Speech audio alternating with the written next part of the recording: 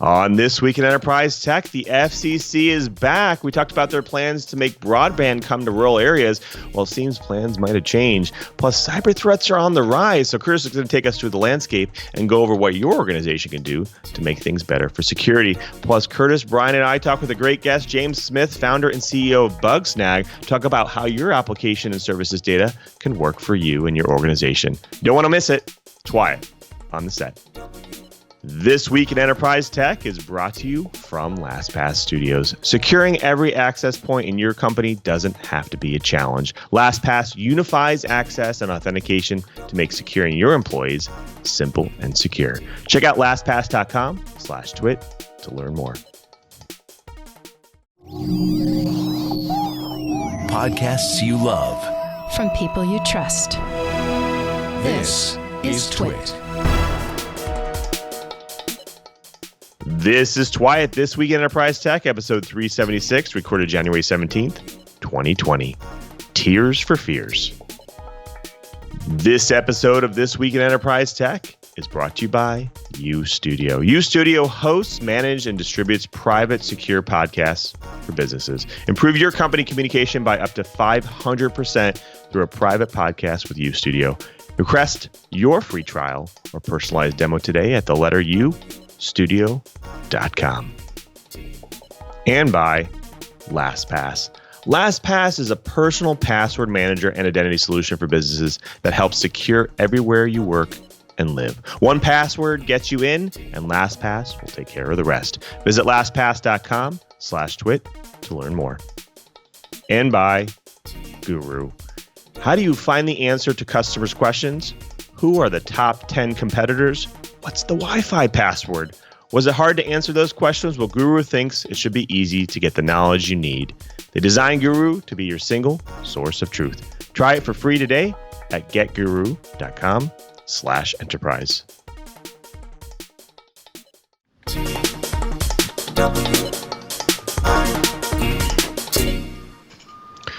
Welcome to This Week in Enterprise Tech, the show that is dedicated to you, the enterprise professional, the IT pro, and that geek who just wants to know how this world's connected. I'm your host, Louis Maresca, your guide through this big, giant world of the enterprise, but I definitely can't guide you by myself. I need to bring in the professionals, the experts in their field, starting with our very own geek in paradise, Mr. Brian Chee, director of the Advanced Network Computing Laboratory in Honolulu. Chee-Bert, I hear that you're a busy beaver over there boxing things up. Yeah, we just had a moving company rep come over yesterday to go and stare at the mounds and mounds of boxes all over the house. We're about 50% packed, and we're actually packing up the kitchen this weekend so that we can start renovations on Tuesday. Wow. Things are moving along. Well, folks, we have not one but two experts in the field, and it's our very own senior editor at Dark Reading, Curtis Franklin. Curtis, it's always great to see you, my friend. What's keeping you busy these days? Well, the good folks in the hacking community are keeping me busy. We got all kinds of stuff going on, both nation, state, and criminal activities. But hey, it gives me something to write about, and I'm doing that over at Dark Reading, and hopefully coming up with something that people actually want to read. Well, I can tell you, I read your stuff, and I always want to read it. So I think that's guaranteed that we're going to want to read that stuff. Thanks, Curtis. Well, folks, we do have a great show, so we should definitely get started. The SEC is back this week, and we talked about it last week a little bit about their plan to bring broadband to rural areas, but they might have changed some things. So we have some more to discuss there. Of course, also, we haven't really covered the initial or the new cyber risks that are out there that have increased this year, and Curtis is going to actually take us through that. Plus, we have a really great guest, James Smith, CEO and co-founder from Bugsnag, to actually tell us about how error monitoring can actually be actionable and productive. But first, before we get into all that goodness, we do have to go through this week's blips. So let's get started. So spy and sci-fi movies for years have been projecting the possibilities of augmented vision capabilities, giving the advantage to whoever actually wears them. Well, however, there's no company that has been successful in actually miniaturizing this technology enough to fit in your eyes until now. Now, this small California-based company has been at it for 5 years, and they think they have a solution for you and your business. Now, Mojo Lens is actually from Mojo Vision. Now, the world's true smart contact lens, one of the first in its kind. Now, we have seen how augmented reality is beginning to shape different facets of the market, from manufacturing to retail. But imagine being able to actually expand that to other markets like business divisions and entertainment, sports, and more. Now, glancing left or right allows you to walk through tons of options and menus, and by looking up and down, you can control your music or take you home. Now, this is the experience Mojo Vision wants you to have as you use their new device. Now, they are stepping into a part of the market that's just getting started. It's kind of in infant stages. It's called invisible computing. Now, these contact lenses have an embedded display. Now, the screen is actually so small, it's the size of a dot from an ink pen, and they're calling it the smallest, densest display ever made. Now, how does the lens actually operate? Well, the lens receives power via just a wearable that you actually wear on your wrist, which also handles the computing power as well. Now, the interesting and really kind of exciting part of this device is that it will also still correct your vision as well. I always thought that would kind of go on the wayside. Now, if you thought that this technology was far off into the future, you might want to correct your vision with a little bit of Mojo Lens. I think I want one of those. That sounds like a wonderful thing. Well, in the meantime, mobile banking malware is up 50% in the first half of 2019. Well, according to Checkpoint Research, in the last year, 28% of organizations were hit with a botnet infection. Roughly 1/3 of cyber attacks were perpetrated by insiders, and 27% of all global businesses were affected by threats involving mobile devices. Mobile banking malware jumped 50% in the first half of 2019. So in general, businesses saw malware types migrating into mobile and were hit with more informed and targeted ransomware campaigns. MageCart became an epidemic, and a series of major vulnerabilities were found in Microsoft Windows and Oracle. Most of these threats were driven by increasing cooperation among threat actors. As an example, researchers point to the distribution of Emotet, which landed in many global organizations and opened the door to any attackers who were willing to pay for access to the victim. Researchers also shared predictions for how cybercrime will continue to evolve this year. Targeted ransomware is top of mind. Phishing tactics are expected to continue expanding beyond traditional email campaigns to include more SMS-based attacks and fraudulent messaging on social media and gaming platforms. Mobile malware attacks are expected to increase overall, and researchers anticipate the use of Internet of Things devices will continue to grow rapidly, fueled by the bandwidth available in 5G, which will make networks vulnerable to large-scale, multi-vector cyber attacks. Well, I found this article on Ars Technica and just couldn't pass it up. Anyway, California is considering selling its own generic prescription drugs. Quote, the cost of healthcare is just too damn high, according to the California governor. Well, California could become the first state to introduce its own brand of generic prescription drugs in an effort to drag down stratospheric healthcare costs. The plan for state-branded drugs is part of California Governor Gavin Newsom's budget proposal, which he is expected to unveil Friday, January 10th. Quote, a trip to the doctor's office, pharmacy, or hospital shouldn't cost a month's of pay, Newsom said in a statement. Quote, the cost of healthcare is just too damn high, and California is fighting back. Anthony Wright, executive director of the advocacy group Health Access California, told the Associated Press that, quote, consumers would directly benefit if California contracted on its own to manufacture much-needed generic medications like insulin, a drug that has been around for a century, yet the price has gone up over tenfold in the last few decades.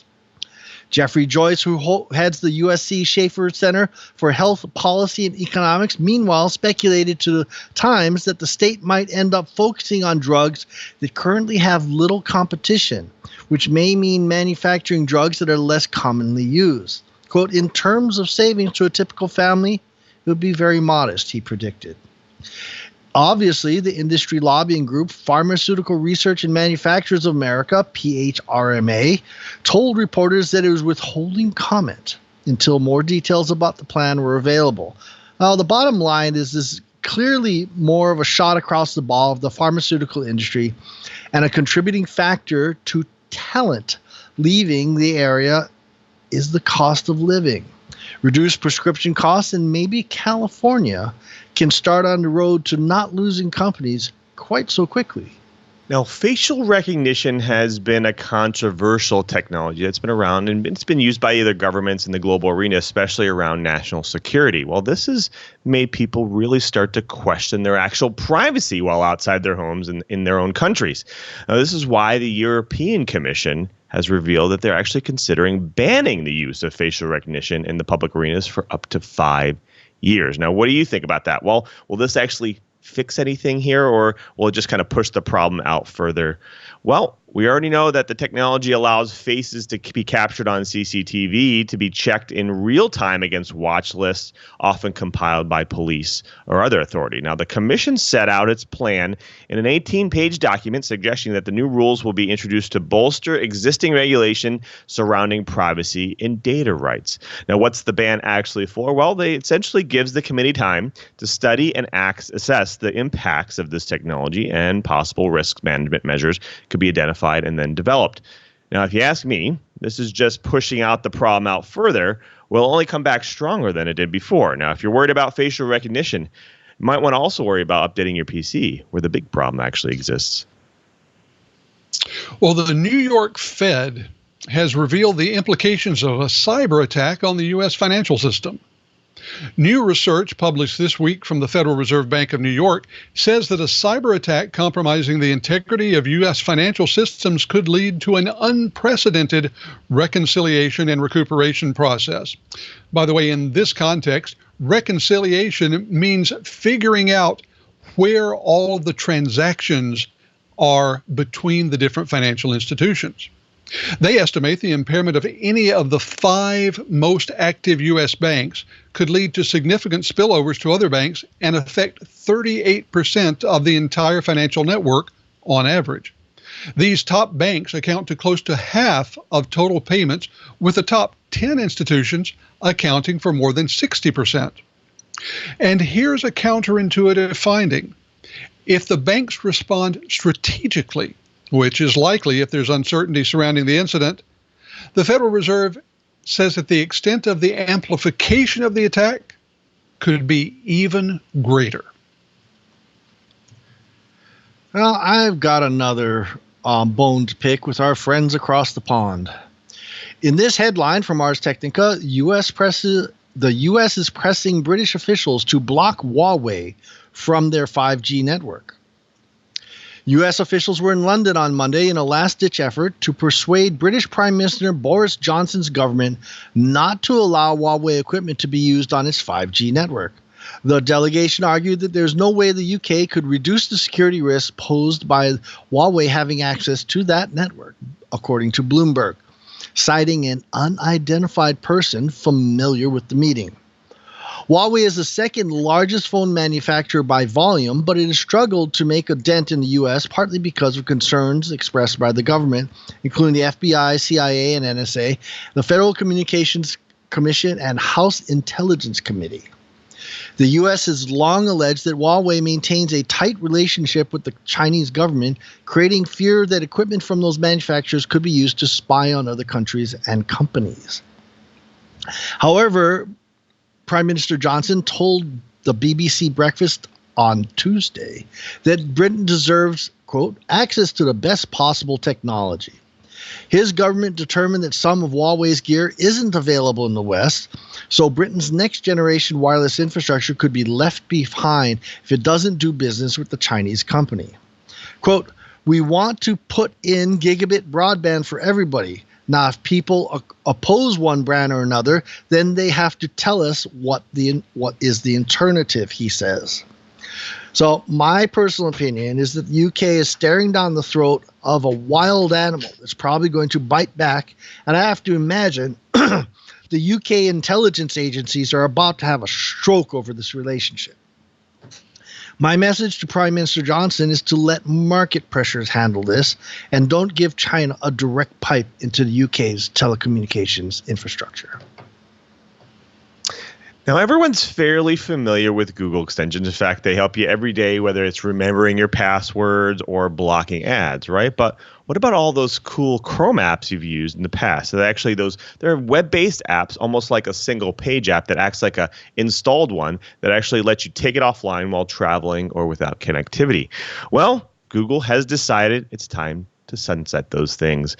From read it later apps like Pocket to even some of the Google Suite apps out there, you actually install it and it opens up like a separate app but can go offline, are part of this as well. Now, sounds productive, right? Well, Google says no more.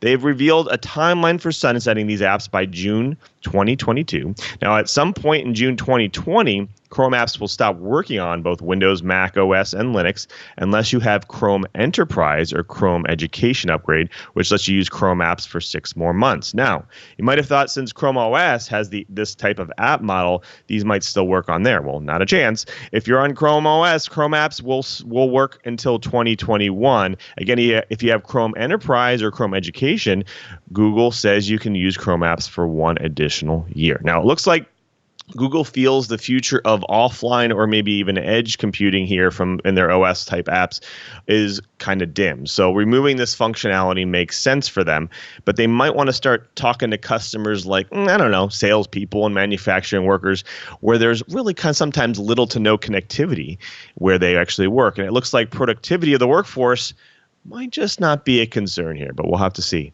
I guess only time will tell. Well, folks, that does it for the blips. Next up, the bites. But before we get to the bites, we have to thank a really great sponsor of This Week in Enterprise Tech, and that's UStudio. Now, I think it's probably safe to say that you like staying informed through the shows like this one, This Week in Enterprise Tech. Now, if you're definitely not alone, because 44% of Americans turn to podcasts for their news and information. Now, with those kind of numbers, it's really kind of no wonder businesses want to actually leverage this media for their workforce as well. Now, if you're a business and your business is ready, UStudio is your answer. UStudio hosts, manages, and distributes private podcasts and videocasts for your businesses. Now, it gives you organization a unique and effective way of communicating. Now, it lets you deliver confidential information securely to your people, whether they are employees, part of your remote workforces, customers, or partners. And not only that, UStudio is fully customizable, allowing you to actually add your company's logo and the colors and all the other things you want to add. Now, we all use email to communicate. I know I do every day, but it's true. Sometimes people kind of ignore them or they don't always get all the context from them. Well, UStudio's show actually that audio and video formats are up to 500% more effective than text. Now, to see how easy it is to start impacting your organization, UStudio can be implemented in just hours, not months. Plus, UStudio's proprietary technologies actually provide detailed analytics on the podcast engagement, so you know when, where, and for how long your users are listening and engaged. Now, think about all the ways your company can actually utilize a private podcast or videocast like UStudio. You can share weekly messages, whether from your CEO or your management's chain. What about onboarding your remote workforce? I bet you that would work out really well. This is a perfect medium for that process as well. Plus, it's a creative and effective way to spread company news on your product updates and anything else you want to share out there. Now, the other great thing about UStudio is it focuses on privacy and security. And in today's climate, all organizations are thinking about that, right? Well, UStudio ensures your confidential business information is never discoverable online.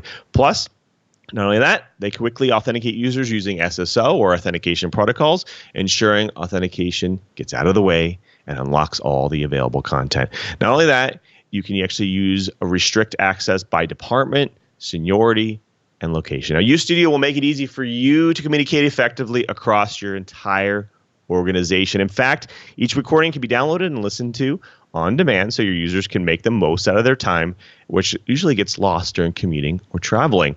Now, it's no wonder companies like Salesforce, Facebook, Nike, and Dell are trusting UStudio to power their private podcasts. Go to ustudio.com today to request your free trial or personalized demo. And be sure to mention This Week in Enterprise Tech. That's the letter U, studio.com, at ustudio.com. And we thank UStudio for their support of This Week in Enterprise Tech. Well, folks, it's now time for the bites. Now, things seem to always play out over time when it comes to the FCC. Now, you probably remember the plan that the FCC proposed. I think we talked about it last week. It was a $20.5 billion plan to actually bring rural broadband funding to ISPs. Now, as part of the plan, they actually designated 3 levels of service here. Now, these are entry-level tiers. There's an entry-level tier, which is actually 25 megabits download and 3 upload, and they actually gave a data cap of 150 gigabytes per month. Now, the mid-range was 100 megabits down and 20 megabits up with a 2 terabyte data cap, and then they also had a very high tier, which is they called the gigabit perf tier, which is 1 gigabit down and 500 megabits up with a 2 terabyte data cap. Now, this didn't make some of the ISPs very, very happy. In fact, some of the ISPs disliked the mid and high tier characteristics. In fact, a bunch of lobbyists from both AT&T, Frontier, and Windstream and others went after the FCC, asking for them to lower their standards. Now, in fact, they wanted the FCC to actually add another tier that was lower than the mid-range one. Now, we thought, hey, last week, we said, you know what? We think that the FCC is going to hold strong here. They probably won't do anything because this really, having these 3 tiers really allows for not only some of the smaller ISPs to kind of jump in and provide really fast speeds, but also it gives kind of opportunity for these ISPs to actually upgrade their infrastructure. Well, the plan looked to be solid, but it looks like they've wavered. Now, the FCC complied with the asks and updated their plan. Now, I bet you're wondering what they did. Can you guess? Well, if you guess that they added a new tier, that's exactly what they did, because they actually added one below the mid-range and above the lower tier, and they at the 50 megabits down and 5 megabits up with a data cap of 250 gigabytes per month. Now, this is a little bit of a light end of the tunnel because they actually raised the cap, which is the monthly amount that you're allowed to download, from 150 gigabytes per month to actually 250 gigabytes per month. So they're still requiring that the infrastructure can support that much traffic. But I don't know if it's enough. Now, the question here is how effective will this still allow this distribution of money, and how ultimately will it allow the adoption of rural areas? Well, the ISPs that bring service to rural areas today and meet the requirements of the standards put forth, the FCC will use a reverse auction to actually distribute their $20.4 billion over the next 10 years. Now, unfortunately, I think that by adding this new tier, the FCC will eventually kind of water down the money available to go to the higher tiered services, because now that 120 megabit service will, with a generous 2 terabyte data cap, could instead go to that 50 megabit, 5 megabit down or up service with much stricter data caps of the 250. Now, it's like kind of adding shares of stock to a company without offering more to the existing stockholders. It effectively waters down their ownership and their value. Now, Chee, I want to throw this over to you because, is this fund really worthless now? Is it just watered down? Is it really going to really help people in the rural areas with kind of this mid to low tier? I don't know. This is going to be tough. That mid to low tier does make some sense in that, usually what happens is each area gets a certain amount of bandwidth, and then you have to slice it up amongst users. However, by doing this, we're going to start taking the money away from the little guys that are trying to get started, that are truly servicing the rural areas, and the big boys are just going to use it to pad their pockets. Personally, I think the story we did last week talking about how New York City is going to take over their the big ISPs. They're actually going to be a dedicated fiber network that all ISPs could use, so that way it levels the playing field. Personally, I think this is kind of what the FCC is pushing metropolitan areas into doing. The big ISPs are going to keep cranking down on the little guys. They're not going to be, making them available for the large pipes. So if a small wireless internet service provider is trying to get into the business, they have to pay a big premium for that gig link. And that with only a gig, that means they have to slice it up very, very fine, and you start ending up with a lot of people with not a lot of bandwidth. So the reality is it's great that there's going to be some different levels, but I think we've missed the target. I think this money should have been used to help the people like wireless internet service providers that are really and truly going into rural America, not more profits for the big guys. Right. Now, Chris, I want to throw this to you because I think Chee brought up a good point here. Now, this is going to hurt the little ISP, right? Because, most of these have capacity. The smaller ISPs have capacity for offering kind of cheap, higher end speeds in order for them to kind of gain more customers, and then they use those profits to go and help their infrastructure and upgrade and so forth. So that's kind of how they've been using it. I know there's some fiber networks locally here that do that. They offer some amazingly fast speeds at really low prices, which gains a bunch of customers, and then they kind of implement infrastructure increases. But unfortunately, by kind of offering this additional tier here and the fact that it's auctioned off, the money's auctioned off, this kind of allows the big guys to kind of monopolize because they have the capacity to offer at those lower speeds. And so they can kind of jump in and take the majority of the money. Is this going to kind of bleed out smaller ISPs in rural areas then? I'm afraid this is going to have a significant impact on these, as you say, smaller and mid-size ISPs. Because let's face it, in any desirable market, it's going to be one of the major ISPs that comes in and wins the auction. There's no real question about that. So the only opportunities left for the small and mid-size players will be the markets where it's going to be much more difficult to actually make money. Now, the impact on this is going to be a reduction in the number of competitors, which is part of what the big ISPs wanted, and a reduction in the overall quality and speed of connections available to customers in smaller markets. Now, let's think about the repercussions of this, because what it means is that the companies and individuals who live in these smaller markets are going to be at a competitive disadvantage to those who live in the larger markets that are currently served with higher bandwidth. Unfortunately, what this is going to do is just reinforce an economic pattern where we've seen the last couple of economic recoveries be significant, but very unevenly distributed. People who live between the coast, people who live outside of the major metropolitan areas, haven't seen nearly the benefit of these recoveries that people living in the larger cities have seen. And there have been a lot of really implications that has had on both the economic and political landscapes of the country. So I think this is going to reinforce those. It's going to keep the smaller companies in smaller cities at an economic disadvantage, and it's going to help the large ISPs keep those meddlesome small companies from stepping in and messing with their profit margins. Absolutely. Now, Curtis brought up a good point here is the fact that these big giants are basically trying to push the costs downstream because they already have infrastructure to support these locations at a slower speed. And so that means that we don't have to go and upgrade anything.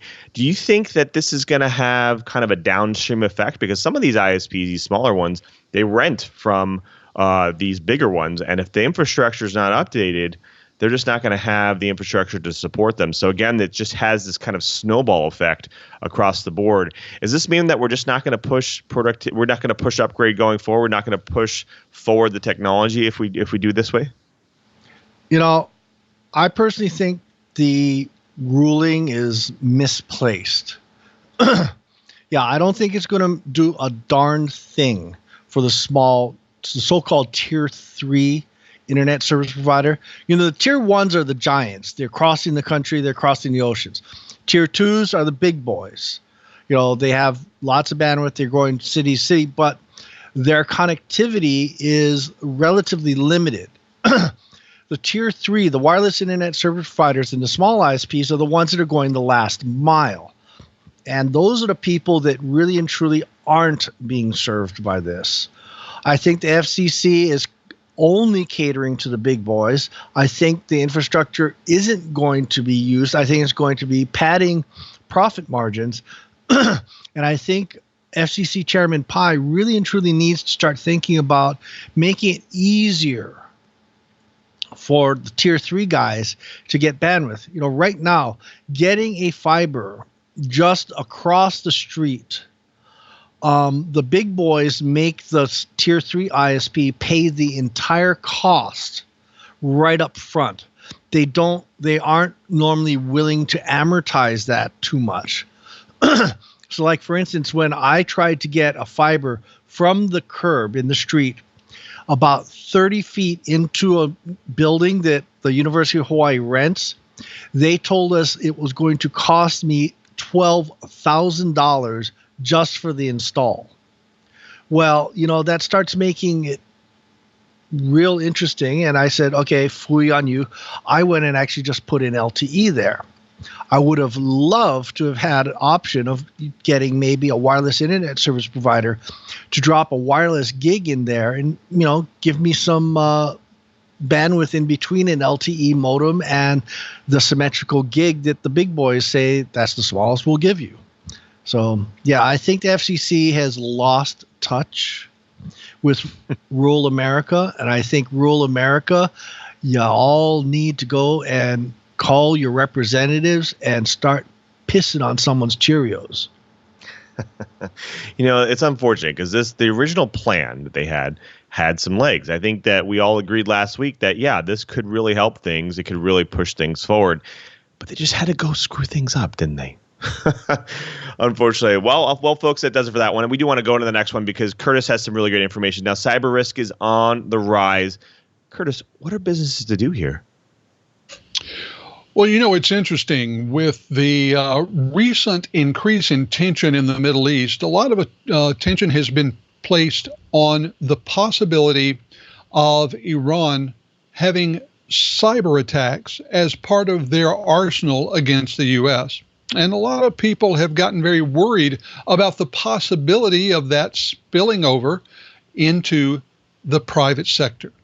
Now, when security issues shift in this way, a lot of people get really worried. But the question is, has anything really changed? I talked to a lot of people for an article I wrote in Dark Reading this week, and they uniformly said that the risk today is really no greater than it was 2 weeks ago. We just have some new attention on new aspects. Mark Testoni is CEO of SAP NS2. Now, that's the large enterprise security division of SAP. And he says that the nation-state players are always engaged, always probing in the cyber realm, and always trying to see where they can gain an advantage. He points out that this is much different than the kind of dynamics that we saw when he and I, for that matter, were young, where the Cold War was playing out primarily on the physical battlegrounds and in the diplomatic era. Now, another person, Peter Carraro, who is cyber governance manager at a company called Varsla, said that 2 weeks ago he might have said that the biggest immediate threat came from criminal organizations, and they're fairly dependable. They have a very straightforward goal. They want to extract data or behavior from a company that they can convert to money. The nation-state sponsored attacks are going to have very specific, perhaps not financially focused goals, but they're going to differ depending upon the exact nation that we're talking about. And some people have told us what these are. For example, China is known to be after intellectual property. They've had long and very successful campaigns at stealing intellectual property from American companies. Now, some of that is defense related, some of it is simply economic related. Other companies or other countries look for cash. North Korea is primarily noted for this. Why? Because sanctions make it difficult for them to get hard Western cash. Therefore, they have tended to have a lot of different campaigns that have gotten cash out of Western financial institutions. We know and have seen a lot of reports about Russia being interested in political aims and in aims that deal with providing information or disinformation, as some would have it, to American and other Western audiences. Iran has always had 2 or 3 different things that they were doing. One is to find out about their critics. They have a known lengthy set of campaigns that have gone against, say, the travel industry, trying to figure out where individuals were traveling, where they're staying, how they're moving, where they're going to be. They're also known for throwing what I would characterize as chaos bombs, things that just cause confusion and chaos, and they're awfully darn good at it. Now, one of the people that I talked to, Sergio Caltagirón, who's vice president of threat intelligence at Dragos, pointed out that industrial targets are also vulnerable and that these can be very easy ways into an organization. Jason Kemp, the hacker in residence at Sequence Security, pointed out that all it takes is 1 or 2 unpatched systems on a shop floor to open up an entire network to attack. So what are companies supposed to do about this? Everyone that I talked to pointed out the importance of something that our very own Brian Chee has talked about over and over again, and that's defense in depth. Layers of security. Some people refer to it as the Swiss cheese model of security. That's where you know that in any given layer there may be a hole, but the holes don't all line up. And with any luck, if you have enough layers, none of the holes go all the way through. Mark Testoni, I mentioned him at SAP NS2, he said that those layers should include culture. Cybersecurity is cultural, he says, and it needs to be recognized that technologies are tools in the battle, but they aren't themselves the battle. And he pointed out the critical importance of taking this all the way to the executive boardroom and the C-suite. As a matter of fact, he said that he can imagine a day when companies are evaluated by regulators and the market on their cybersecurity and resilience in the same way that today they're evaluated on their financial statements. So the good news is that all of these challenges can be opportunities. Mark Testoni said, I think we have to evolve the debate from whether we do cyber in organizations to how we can create value from it. And that may be the toughest part. Looking at the international discord and confusion as a real opportunity for companies to find new ways to bring value to their position in the market. So I want to turn to my co-host now. Lou, I know that you are part of a commercial organization. So as a manager there, how much attention do you pay to it when the possibility of nation-state cybersecurity activity is in the news? Is that something that's really on your radar screen at all? Absolutely. I think that large organizations, especially like Microsoft and others, are always looking for this data that's going to reveal any type of campaign, not only against nation states, but also against businesses. Companies like Google, Microsoft, Facebook, they are large targets, and they just know that eventually things will come, and they have to be ready. And so by looking for these signs, it definitely help.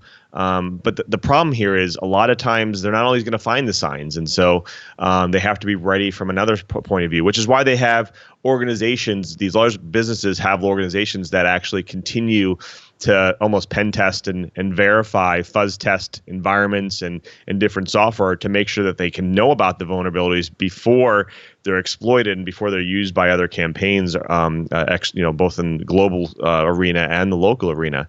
And so they're spending a lot of money to do so. And I can tell you it does help. but it's not going to get everything. And that's kind of where paying attention to the signals will really help. Well, Brian, Lou talked about paying attention to the signals and things of that nature, but you have seen an awful lot of nation-state activity in your career.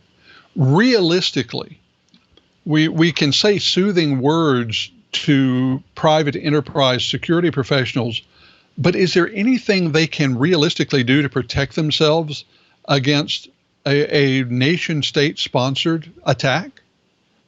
Personally, I think it's going to take an awful lot of education. That's really the bottom line.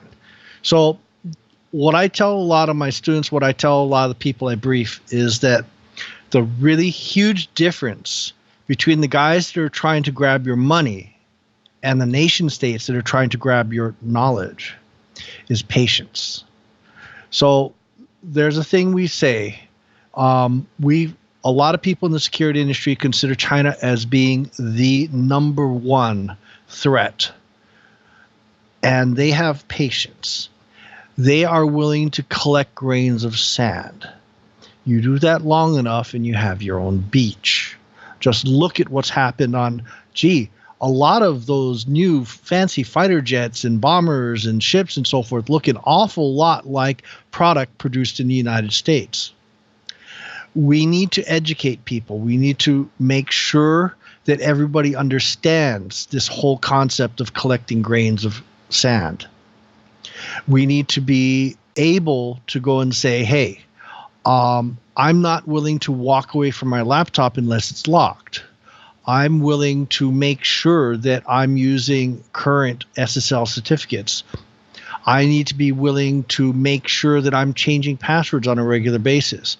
And I think this is going to be something that needs to be started in the K through 12 arena. We need to train our children. We need to get them used to this. Personally, I think, this is something I say to Lou, being someone that works for a company that builds operating systems, is we are long past the point where we actually need to start having something we know and something we have. We need multi-factor authentication. We need it now. We need to stop making compromises. Password vaults are a big deal. K through 12 should have password vaults. We need to make this part of our culture and slow these people down. I love the idea of beginning the process of security awareness in K through 12 and even beginning to up the security practices. Well, Lou, I want to come to you with one last question. A lot of companies really feel they have two options when it comes to security. One is defending themselves against attacks that take place, and the other is reducing their profile out on the internet. In other words, reducing their visibility. Now, I hate the idea of security through obscurity. I think it doesn't work. But which do you like better? The idea of trying to reduce your attack surface on the internet, or to defend against the attacks that you know are going to come against you regardless of what that profile might be? Actually, I think it's a little bit of both. There's a lot of times where organizations will have endpoints and nodes that are exposed to the internet that they don't necessarily always use.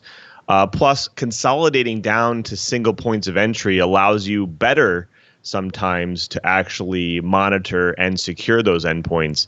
So having these kind of single points of entry that you can essentially monitor and verify and continue and put bots and AI and all this types of stuff on it will allow you to have a better handle of what's going on. So like a lot of services out there, I know that Facebook likes to stand up new services and so does Google. And a lot of times, sometimes these services, they don't play out. Sometimes they're in for internal purposes and they don't necessarily pull them down over time or sunset them. And so I think that by reducing that surface area, by sunsetting them when you're not using them, or even by saying, hey, we are using them and now they're becoming mainstream, let's consolidate this down to a single service, or let's move it closer to the metal, or let's kind of route it through a single point of entry. They tend to kind of leave it out there, and they feel it, sometimes it's for performance reasons, sometimes it's just because it's, you know, built on different infrastructure or whatnot. And so they leave it out there, and that just leaves them exposed to another point of entry that is used for cyber terrorism and cyber threats. So I think it's a little bit of both. I think you can't do one without the other. And you know, by reducing your surface area, you can make it a little slightly easier for you to monitor and verify things. But in the same sense, you know, the problem still exists whether you leave them out there or not. So I think you're going to have to put money and effort on both sides of things for sure. Well, I appreciate that. This is obviously a multifaceted issue with many different aspects, and something tells me that the international situation is going to give us the opportunity to talk about this again and again in the future. But that's all we can talk about it today, because we have a lot more to get to on this episode of Twiat.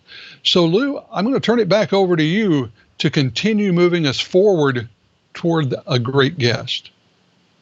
Thank you, Curtis. Well, before we get to my favorite part of the show, we get to bring in a guest to drop some knowledge on the Twiat Ride. We do have to thank a great sponsor of This Week in Enterprise Tech, and that is LastPass. Now, people have their favorite tools that saves them time and money, and in fact, mine is definitely going to be LastPass for sure. I love LastPass. In fact, I use it so often, I actually don't even know I'm using it anymore. It's one of my favorite tools. Now, think about it. You have a username and password for every site you go to, for every app you use. Especially the ones that are more important and most important to you, like your financial sites, your business sites, your social networks, you name it, your email even. Now, for me, I have 5 different banks, and I'm supposed to have a different username and password for each and every site. Do I remember those? Definitely not. And you don't want to actually write the passwords down. You don't want to stick it on sticky notes, whether it's on your desktop or just like laying on your desk, because that's in plain text. People can find them, right?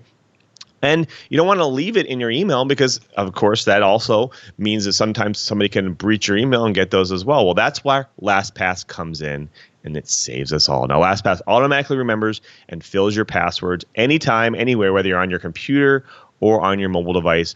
All you need to do is remember the master password, and LastPass remembers the rest. Now, I got hooked on it on my desktop, but I started using it on all my devices, every one of them. And in fact, I use it on my browsers as well.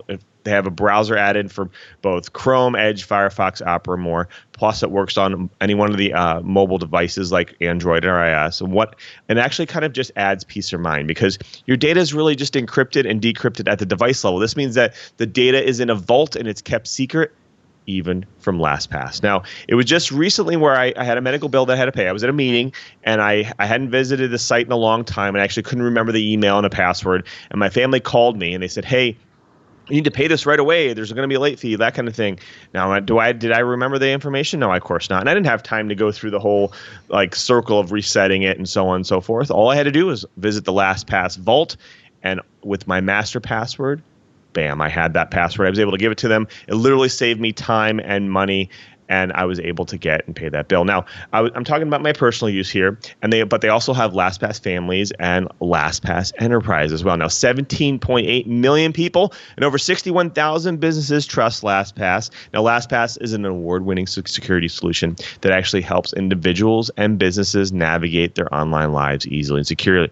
Now, they have plans for free, premium, and families, but their business plans are great too. They have Teams, Enterprise, they have MFA or Identity, and now if you want to actually see more details about those plans, go check out lastpass.com/twit. You get all the nitty-gritty about those plans and where you can find out how to get started with them. Now, what's great about LastPass? Well, it generates strong passwords.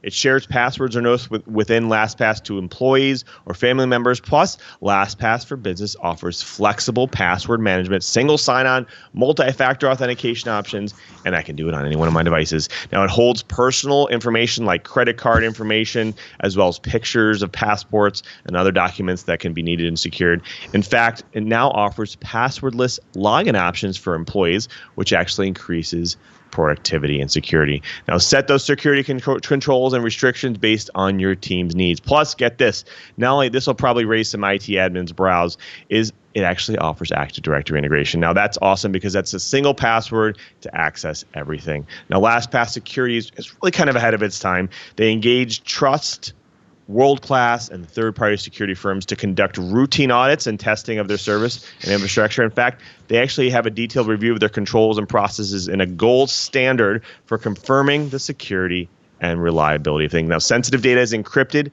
at the device level using AES 256 before syncing with TLS to actually protect from man-in-the-middle attacks. Now, I worked for a team that had numerous test accounts and service accounts that all they had to do is log into Active Directory, and they were able to access LastPass in a federated sense to get their test passes and their service passwords. So easy, one password to rule them all. Now, for me, that just makes it so I don't really have to remember anything else but the one password. Honestly, I love this tool. I need this tool. I need LastPass. I'm a LastPass user for life. I love it. LastPass is actually used at Twit as well, so we're really excited about some of the new products they have to offer.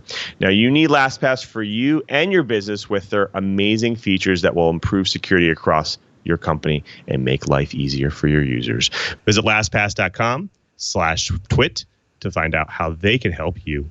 That's LastPass.com/twit. And we thank LastPass for their support of This Week in Enterprise Tech. Well, folks, it's my favorite part of the show. We get to actually bring in a guest to drop some knowledge on the Twilight Riot. And today we have James Smith, founder and CEO of Bugsnag. Welcome to the show, James. Thanks for having me. Absolutely. Now, James, before we get started, our audience loves to hear origin stories. And when we chatted about yours, I felt right at home. So I want you to maybe take us through your journey through tech and how you ended up at Bugsnag. Absolutely. Yeah. So you probably tell by my accent, I'm not from the Bay Area, even though I'm based out here. But we decided to build Bugsnag based on pain points we had, scratching our own itch, as they say. And so I'd worked in software companies, in enterprises and startups, and I kept on seeing the same problems every time. Namely, when things break, which they inevitably do, it's software, you get bugs. It's really hard to figure out which bugs matter, which bugs are costing you the most money, which bugs are affecting your most important customers, and then figure out exactly how to fix them and reproduce them. And back in the day, it used to be you would trawl through gigabytes, terabytes of log files to find some pertinent information. And then when the era of mobile arrived, you couldn't even use log files. Those logs were not on your devices anymore. They were client devices. And so decided this was a problem we needed to solve. I like to tell a story about early on in my career. I worked at a company as a graduate software engineer. I was writing software that was detecting, was processing financial transactions. I went away on vacation. I came back from vacation. It turns out the service that I wrote had been shut down because there was a infinite loop. There was a recursion bug in the product. But no one on the team knew how to fix it because they didn't have any insight into my code or what it was doing. And so they just shut down this service for 10 days while I was on holiday on vacation. And I thought, that's ridiculous. And then I saw the same thing in startups when I moved out to the Bay Area to join a Y Combinator startup, a Haze app. So I was like, okay, big companies have this problem. Small companies have this problem. This is something I need to solve. Makes sense. Now, we all know organizations already have a lot of apps out there. They already have a lot of services, and these things are literally bleeding data, right? And then they really, some organizations really struggle to make it actionable. For me, I can tell you it's kind of a struggle to kind of balance when I need to go fix things, what I need to fix, and when I need to actually go and actually add more features. Can you maybe just take us through the landscape here? What are organizations doing today to handle this? Yeah, so a lot of people are starting to make those trade-offs and realizing how important those trade-offs are now. We like to say all the time that you should not fix every bug. Not all bugs are created equal. Now, that's a huge generalization. There are industries like healthcare and defense where you need that safety criticality. But in most applications, consumer and enterprise, you want to be balancing roadmap delivery with stability and how many bugs that are in your software. So a lot of people are doing this reactively, waiting for customers to complain. Maybe the product team is counting the number of, working with the support team to count the number of tickets that are coming in. Or maybe a big customer churned off of your platform because they saw a huge bug.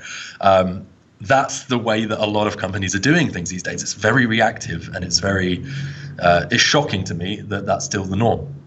And so I think that product teams and engineering teams are starting to demand a data-driven approach here. How can we make decisions on when are we delivering on roadmap too quickly and therefore introducing technical debt? So that's something we focus on a lot, trying to figure out how to measure and present some kind of score for technical debt to our customers. Yeah, that makes sense. I think the interesting thing here is, like you said, a lot of businesses are trying to consolidate. They have the support engineers, they have the DevOps, the IT group, and they have the product teams. They're all getting different signals from out there. Is there an easy way for them to consolidate all of this? I mean, is there an easy way for them to communicate at the data level? Yeah, the way that we think about this and talk to our customers and prospective customers a lot about this is trying to bridge the gap between the product and the engineering teams. I've worked in organizations and I've seen organizations where the product team is almost the bad guys for the engineering team. And the engineering team are seen as people who are over-focusing on things like technical debt too much or refactoring. And I don't think that builds a productive software team. You need to have the product and engineering team in lockstep. And so whatever metric you use, we use a metric and our product presents a metric that we call the stability score. It's relatively simple to understand. If you're familiar with targets in the infrastructure and DevOps world, like availability and uptime, you'll hear conversations about the 5 nines or even more of availability and uptime. And that's well understood as a goal. That's the sort of thing that's even talked about in the boardroom and in exec meetings. Hey, we've working on infrastructure and reliability because we had an outage that dropped us from 5 nines to 3 nines. So we're trying to build something like that, and we present that to our customers in the form of a stability score. We say, what percentage of customer interactions with your product were crash-free? And we're trying to have that be the central discussion point between product and engineering. That way, product can say, oh, actually, we're doing a good job. Maybe we can accelerate roadmap delivery a little bit. Or engineering can say, actually, no, we agreed on this metric. We agreed that we want 3 nines of stability. So sorry, product team, we're going to have to put off those roadmap tickets because we need our engineering team focused on fixing bugs because it's going to annoy our customers. Yeah, that makes sense. I think one of the hard parts that I kind of struggle with a lot of times, because you talked a little bit about crash reports, some of these, these native applications, whether they're from mobile devices or they're from desktop applications, they produce these large crash reports, but sometimes they don't produce enough signals here. So they, sometimes they crash in particular examples, or you don't know how often they're crashing, and sometimes you don't get enough data to be able to determine how to fix them. What are some of the other things companies can do here, especially around crash reports, to help them give the right signals so they can make the right fixes and they can turn around faster? That's right. Yeah, historically, especially on desktop applications, you'd get this huge core dump of the entire memory space, and you'd have to figure out what to do with it. In reality, you want to look for the signals that are going to point to the root cause.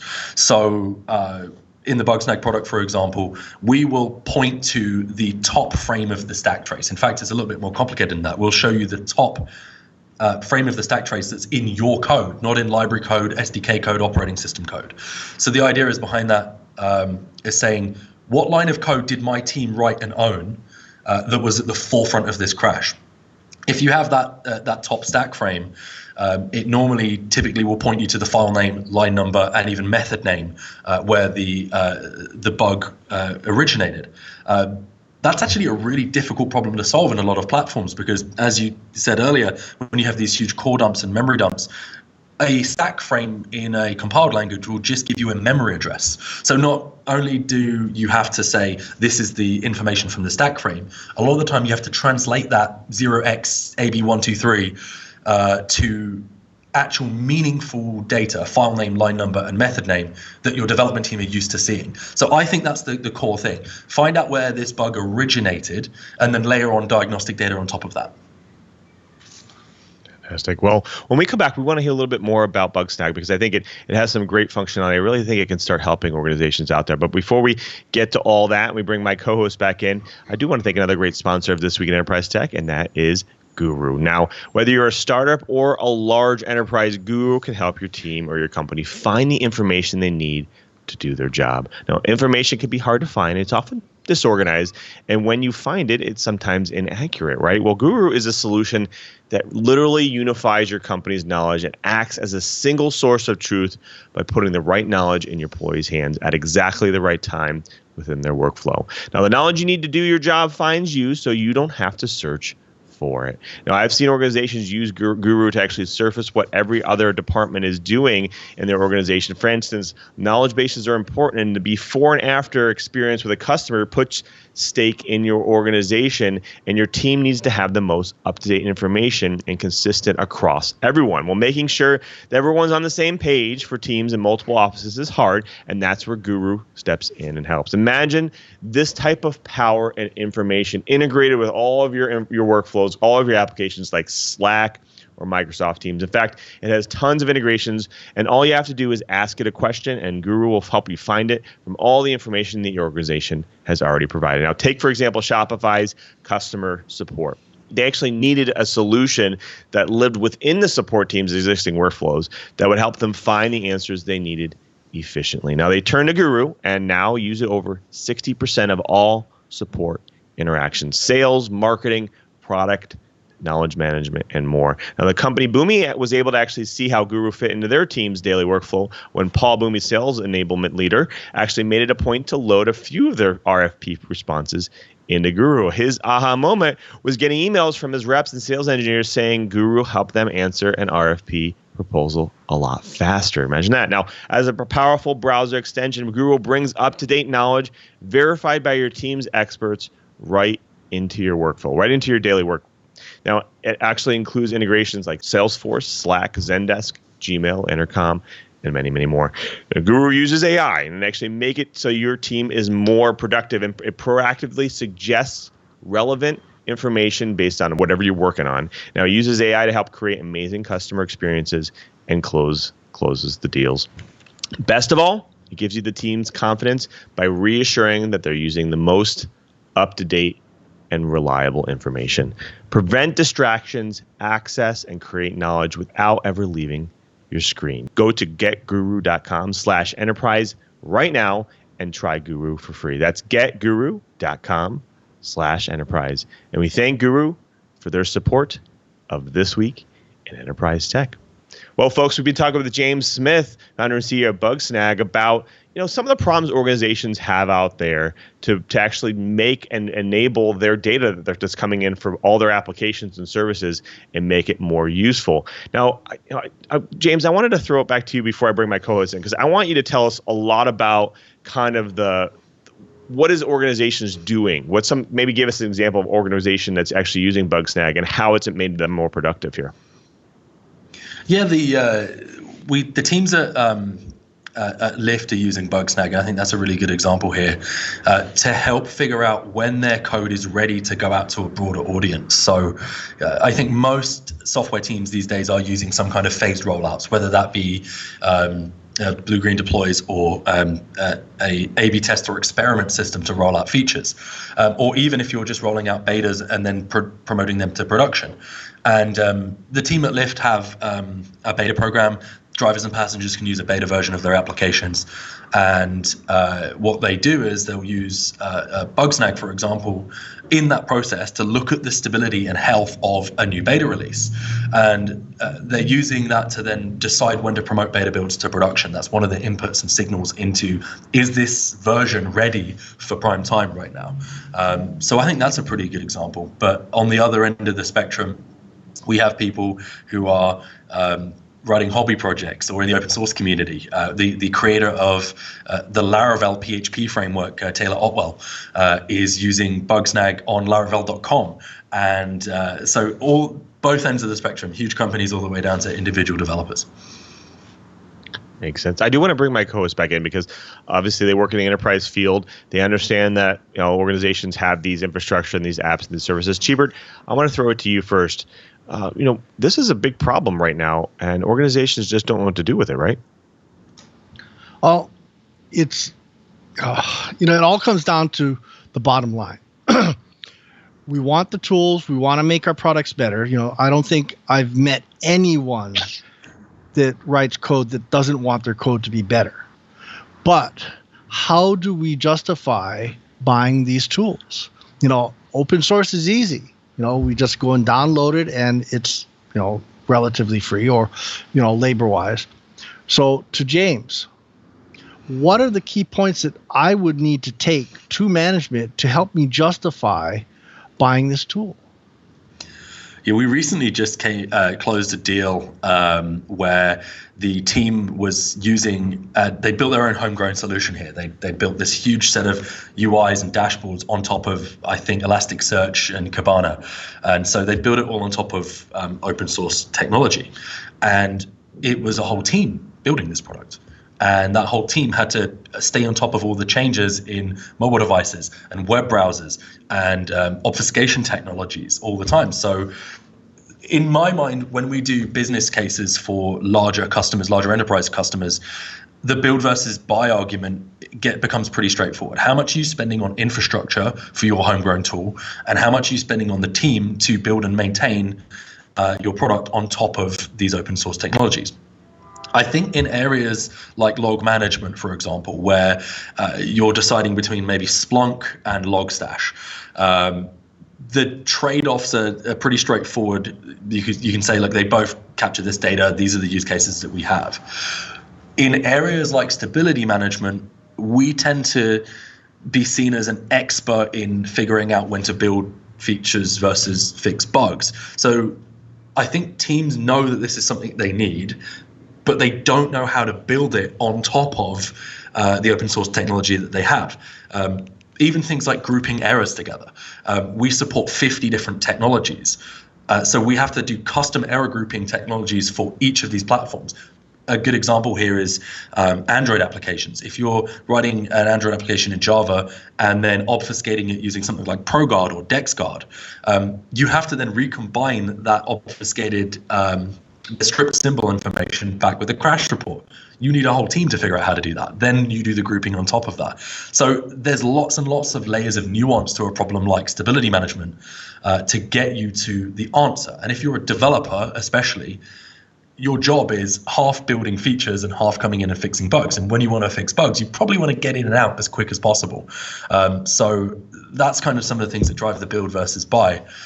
A lot of the time you want to figure out which bugs are the most expensive. And that's not something that you can just build on top of open source software. You have to think about that a lot. You have to think, what are the key indicators that this bug is affecting our key customers?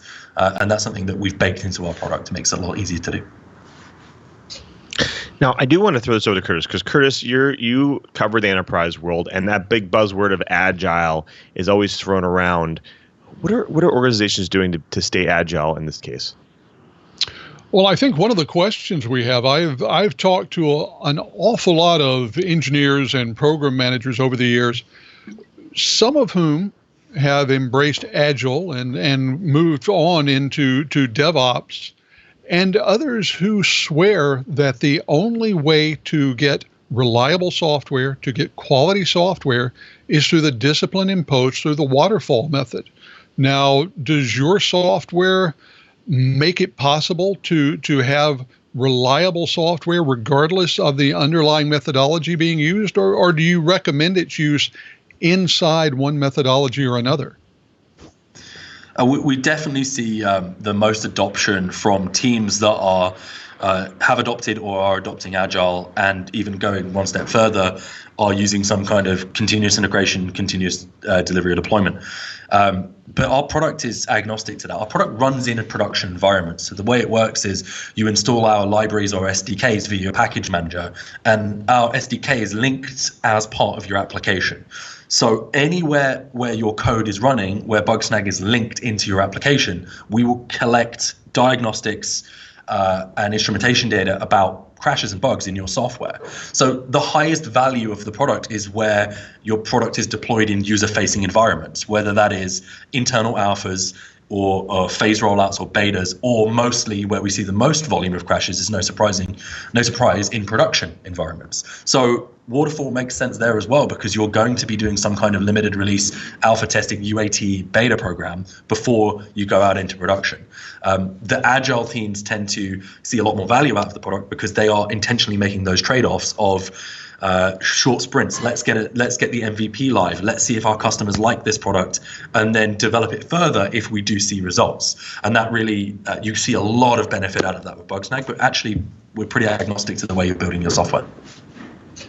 Okay, so let me ask one more question, and that is, with the information that you return from Bugsnag, is that something that is optimally useful by most standard development teams, or does it really require someone who is versed in quality assurance, who is versed in software reliability or software quality to make full use of the kind of information that you're returning to the team? So the way that we address this is we've built our product for product and engineering teams, not for quality teams. Quality teams are a big customer of ours, but we designed this for product and engineering teams. And so our approach is, when we get crash report information, we present to the development team something that they're used to seeing in their text editor or IDE. So when I talked earlier about saying this is the file name, the line number, the method name where a crash occurred, we also actually have links directly in our dashboard that you can click out to GitHub or whatever source control system you're using, so that we're tying a crash report with the actual line of code that was created. And going one step further, we also track the version or release that a bug was introduced in. And so these are concepts that engineering and product teams are thinking about and dealing with every single day. And so I always like to say that QA is dead, long live quality. I think that the QA is getting squished from both sides. It used to be this like human-driven function, and from the left side of development, automated testing and linting and CI and CD is helping out from the left, and from the right-hand side, empowering developers to understand what's happening to their code once it's being deployed to your customers with tools like Bugsnag is squashing down the human element of QA from the right-hand side. So this is explicitly designed for engineers and product managers to use. James, thank you so much for being here. The time literally flew by. You had some great information. We'd love to actually have you back because there's so much more to talk about here. But unfortunately, we are running a little low on time. I did want to give you an opportunity to maybe tell the folks at home where they can find and learn more about Bugsnag, maybe how they get started, how can their organizations take advantage of it. Well, we're a low-friction, self-service trial product. If you go to bugsnag.com, you can sign up for a 14-day free trial. If you are a big company and an enterprise who want to discuss how this might improve your roadmap velocity or your stability of your product, you can request a demo and talk to one of my solutions engineers or sales team who can walk you through a customized demo. But yeah, if you want to kick the tires, and most big companies do this, there'll be one champion on the engineering or product team who just goes and sets it up and gives it a try. Fantastic. Well, thanks again. Well, folks, you've done it again. You've sat through another hour of the best dang enterprise podcast in the universe, according to 9 out of 10 budget terabit per second internet plans from Windstream. But I want to thank everyone who makes this show possible, especially to my co-host in crime. They are starting with our very own Mr. Curtis Franklin, senior editor at Dark Reading. Curtis, people love reading your stuff. Can you tell the folks at home where they can find you and all of your work? Well, Lou, as usual, they can find my work at Dark Reading, and especially the edge of Dark Reading. Had a couple of pieces over there this week. One, as we pointed out, on the international nation-state threats against companies. Another one that went up today on what the Y2K boomerang means for security professionals. And I've got one coming up next week that should be interesting. Things that you need to do to be ready for IoT security challenges in 2020. Come on over, take a look, let me know what you think. And as always, you can find out about my post on my Twitter feed. That's at KG4GWA, or my Instagram feed at Curt.Franklin. Look forward to seeing you there. Thanks, Curtis. Of course, we have to thank our very own geek in paradise, Mr. Brian Chee. Cheebert, what are you up to next week, and where can the folks find you and get in touch with you to give you some show ideas? I'm packing. Lots and lots of packing. Boxes everywhere. But on Twitter, I'm ADVNETLAB, Advanced Net Lab, or I am Cheebert at twit.tv. Better yet, drop the line to Twyit at twit.tv and it'll hit all the hosts. Would love to hear show suggestions from you. We've done quite a few actually. We've also been talking to several of our previous guests for deep dive episodes. So we'll see if we can line those up. But in the meantime, love to hear from you. It was a great show. James, thank you so much for being on the show. Thanks for having me. Well, folks, also thanks to you as well. You're the person who drops in each and every week to watch and listen to our show to get your enterprise goodness. We want to make it easy for you to watch and listen to catch up on your enterprise news. So go out right now to our show page, twit.tv/Twyit. There you'll find all the amazing back episodes, the show notes, co-host information, of course, all the information about our guests as well. And more importantly, next to those videos, you'll actually get those helpful download and subscribe links as well. Help support the show by getting your audio version, your video version, and your HD video version of your choice, and listen on any one of your devices and any one of your podcast applications as well. It's really the best way to stay on top of your enterprise and IT news, so might as well subscribe. Now, after you subscribe, you can impress your friends, family, and coworkers by sharing Twyit with them as well. Now, if you're already subscribed and you're available one of these days live at 1:30 p.m. Pacific on Fridays, we do the show live at live.twit.tv. Come see how the show is run. Come see all the behind the scenes. It's really great to watch the show live. Plus, if you're going to watch it live, you can also jump into the chat room as well. We have a great set of characters over there in the chat room at irc.twit.tv. We love the chat room. We have great discussions there before and after and during the show. And plus, they even give us some great content that we use during the show as well. Now, in fact, if you can't watch the show live, you still want to be part of this amazing community, come join the 24/7 discussion on our new community location. That is twit.community. Now, all the hosts are out there, all the Twit community is out there as well, and they have some great discussions on show content. Hosts are actually having great conversations, guests, and in discussions about technology as well. Come out and join the community at twit.community. Now, of course, Twit loves to hear from you, our audience, so this is your chance to provide some feedback. It's time for Twit's annual audience survey, and we want to hear from you. It takes about 5 minutes, so go out right now and visit twit.to/survey20. That's twit.to/survey20. And to let us know what you think. And there's no sign up form and we don't track anything. Your feedback really just helps make Twit better. Thank you very much. Now, remember, you can always follow me at twitter.com/LouMM. There I actually post my enterprise tidbits. And of course, I have some great conversations with people like you. But make sure you also check out what I do at my normal daily work job, my normal daily work week at Microsoft. And you can check that out at dev.office.com. There's where you actually post the latest and greatest ways to make your office suite more productive for you and your organization.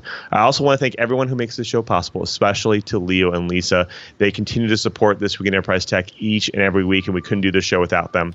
I also want to thank everyone at Twit as well as the engineers. I also want to thank Mr. Brian Chee one more time. Cheebert, he is not only our co-host, but he also is our tireless producer as well. Thank you, Cheebert. He does all the bookings, the plannings, and we really couldn't do the show without him. Thanks again, Cheebert. And before we sign out, we have to thank our TD for today, Jeff. Jeff, thank you so much for filling in for Victor. You always did a fantastic, fantastic job. But you know the tradition, right, sir, that we need to ask you what was the main theme of today's show? I heard something about augmented reality cyber attacks. Very, very close. I'll give you a point for that one, but it's actually Tears for Fears. But maybe next time, Jeff. Thank you so much for playing, sir. And until next time, I'm Louis Maresca, just reminding you, if you want to know what's going on in the enterprise, just keep quiet.